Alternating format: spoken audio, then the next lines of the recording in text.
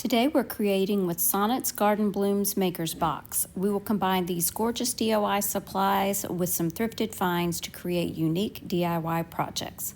Welcome to the Chic Show. If you haven't watched Sonnet before, I encourage you to jump over to her channel and check her out, and also check out her website and the Maker's Box. You won't be disappointed. I recently found this ornate tray at the Goodwill bins, and the middle was just calling for some decoupage paper. So I'm going to be painting around the edges with Fusion Paint and Raw Silk, and this is from Sonnet's Maker's Box this month.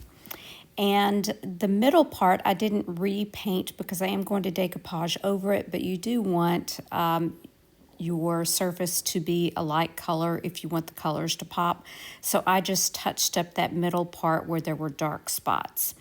Now I'm going to be adding some Fusion Antiquing glaze around the edges of the tray, not in the center. I worked with this in sections and took a dry paper towel and wiped it back.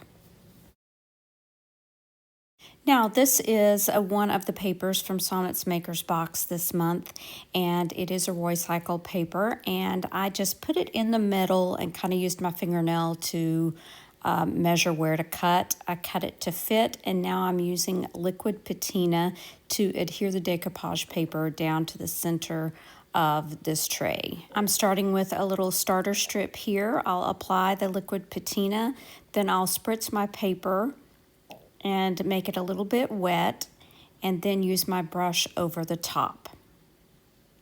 I'll do the same thing on the rest of the paper. Go ahead and apply the liquid patina, spritz it with water, and then place it down and brush over with the top. I did add more liquid patina to the top once I had it adhered completely down. By brushing the top of it, you can brush out any wrinkles. You can also still pick up your decoupage paper at first to pull out any wrinkles or bubbles. I love how this project turned out. I did have to go back and trim that little excess paper to the left. Let me know what you think about this wood tray DIY.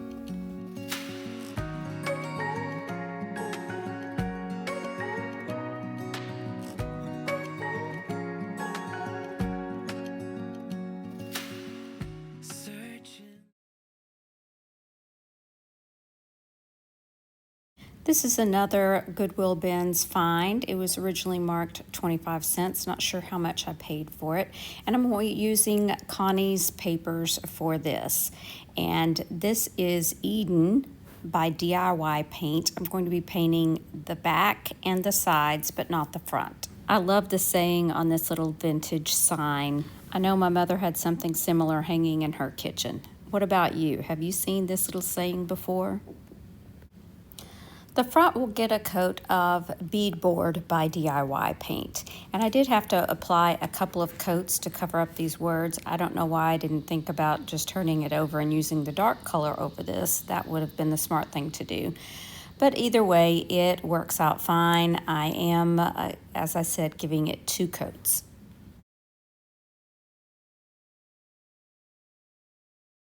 Now that the paint is dry, I'm going to apply a layer of Mod Podge, and I'm going to set this aside to dry. I have the most success with decoupage if I can use the iron-on method.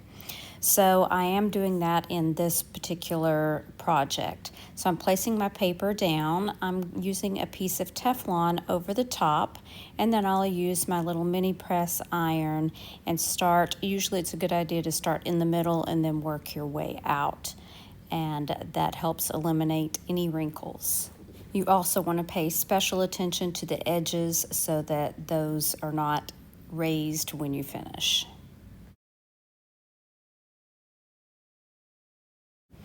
I like to let my project cool off a minute, and then I will take my little finger sander and sand away the excess paper. This ensures you get a nice finished clean line. I wanted to embellish this piece a little bit more, so I'm using these resin castings that I had. This is from a mold I think I got from Amazon, and I'm going to be painting it with Carriage House, which is from one of Sonnet's previous boxes.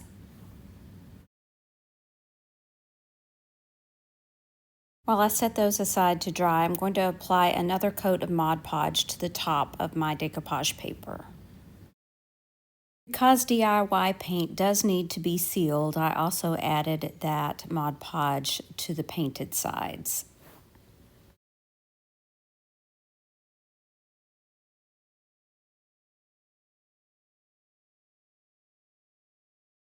Wasn't sure which glue would be better, so I used a little bit of both on these molds.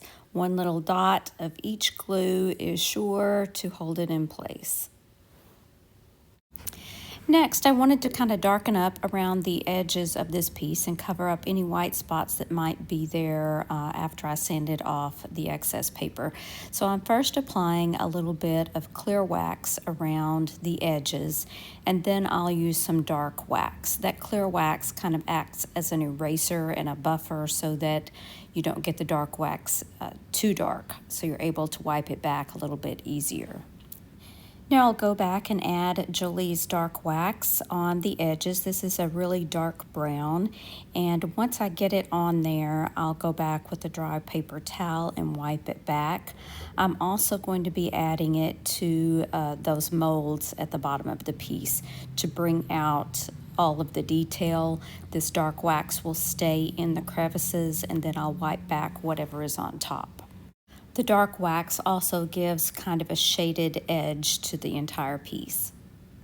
As this is a vintage piece, I did want to leave that handle as it was. I liked the color of the wood, but I did freshen it up with a little bit of clear wax.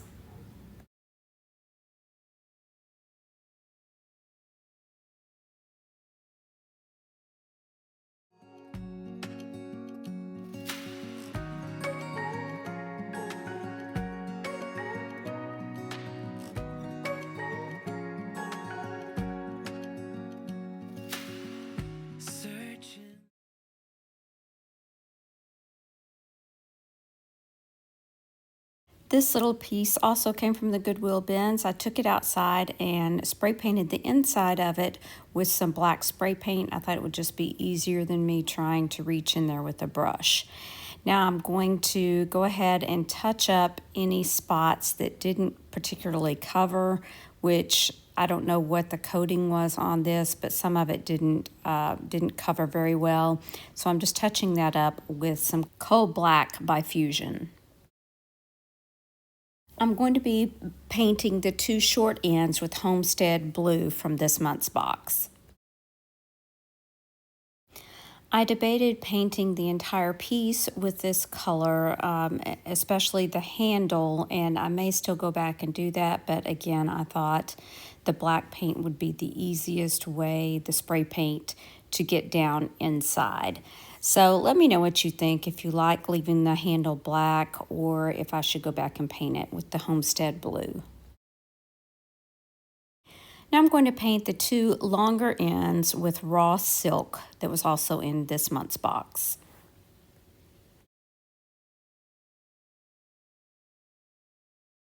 This is the other recycled paper that was included in this month's box, and I'm going to be piecing together a couple of different images for each side of this box. Now I'm going in with that Mod Podge again, and I'm going to be coating each side with a coat of the Mod Podge and set it aside to dry. I cut my decoupage paper to fit, and I did make it a little bit bigger, so again I can go in when it's completely finished and sand off those edges. I am using the iron-on method once again, so once my little heat press is heated and ready to go, I add that Teflon sheet and start in the center and work my way out, paying special attention to those edges. Gently running my fingers around the edges to make sure nothing is lifted. Then I'll move on to the other side and go through the same process. I think you'll love how this Target dollar spot piece turns into beautiful home decor. Once I sanded away the excess paper, I'm applying a coat of liquid patina to the top of both sides of the decoupage paper. Because where I sanded away the paper kind of made those edges light, I wanted to go back in with a little bit of wax and darken up the edges. So first I'm applying a coat of clear wax because this will allow me to wipe back the darker wax that I'm going to use after. Now I'm using some of that black wax by DIY, and I'm just going around the edges to darken them up, and then I'll wipe them back with a dry paper towel.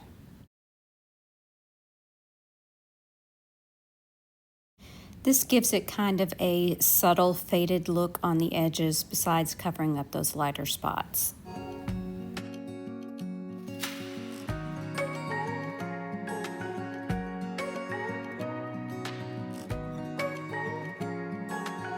I hope you've enjoyed how I turned some thrifted finds into unique home decor. I would love to know which of today's projects was your favorite. If you haven't checked out Sonnet's Garden Blooms, I have her channel listed in the description box below. If you're looking for more inspiration, watch this video right here. Thanks so much for watching. Remember to share the chic. Bye now.